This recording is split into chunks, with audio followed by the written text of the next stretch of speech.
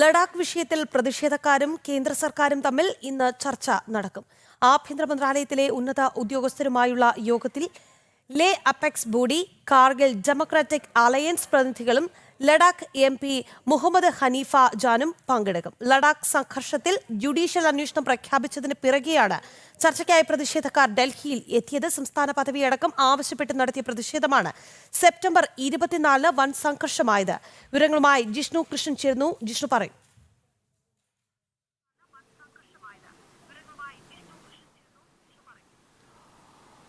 രാഖി, ലഡാക്കിന് സ്വയംഭരണാവകാശം, സംസ്ഥാന പദവി തിരിച്ചു നൽകുക അല്ലെങ്കിൽ സംസ്ഥാന പദവി നൽകുക തുടങ്ങിയിട്ടുള്ള ആവശ്യങ്ങൾ ഉന്നയിച്ചുകൊണ്ട് വലിയ പ്രതിഷേധം ലഡാക്കിൽ നടന്നിരുന്നു. ആ പ്രതിഷേധത്തിൽ ബാഹ്യ ഇടപെടൽ ഉണ്ടാവുകയും അതൊരു വൻ സംഘർഷത്തിലേക്ക് വഴിമാറിയതും നമ്മൾ കണ്ടിട്ടുള്ളതാണ്. വെടിവെപ്പിലേക്ക് എത്തി 4 പേർ കൊല്ലപ്പെടുന്ന സാഹചര്യം ഉണ്ടായി. ഇതേ തുടർന്ന് സർക്കാർ ജുഡീഷ്യൽ അന്വേഷണം പ്രഖ്യാപിച്ചു. അതിന് പിറകെയാണ് ഇപ്പോൾ പ്രതിഷേധക്കാരുമായി കേന്ദ്ര സർക്കാർ ചർച്ച നടത്തുന്നത്. ഇന്ന് കേന്ദ്ര ആഭ്യന്തര മന്ത്രാലയത്തിലെ ഉന്നത ഉദ്യോഗസ്ഥർ, ലേ അപെക്സ് ബോഡി കൂടാതെ കാർഗിൽ ഡെമോക്രാറ്റിക് അലയൻസ് പ്രതിനിധികളുമായും ചർച്ച നടത്തും. 2 സംഘടനകളുടെയും ഈ 2 ഭാഗത്തുനിന്നും 3 വീതം പ്രതിനിധികളാണ് ഈ ചർച്ചയ്ക്ക് വേണ്ടി ഇപ്പോൾ ഡൽഹിയിൽ എത്തിയിട്ടുള്ളത്. കൂടാതെ ലഡാക്ക് MPയും ഡൽഹിയിൽ എത്തിയിട്ടുണ്ട്.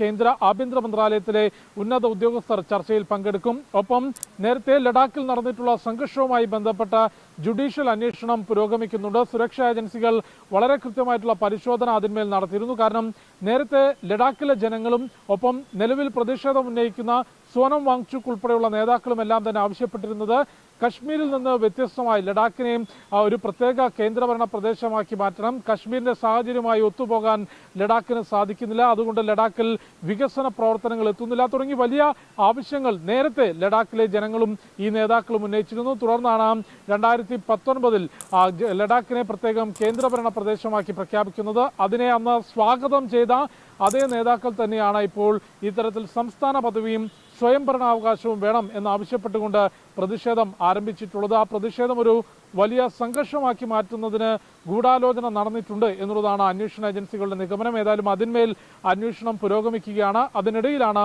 കേന്ദ്ര സർക്കാർ ലേ അപെക്സ് ബോഡിയും കാർഗിൽ ഡെമോക്രാറ്റിക് അലയൻസുമായും ചർച്ച നടത്തുന്നത്. ഇന്ന് ഉച്ചയ്ക്ക് ശേഷമാണ് ചർച്ച എന്നാണ് മനസ്സിലാക്കുന്നത്.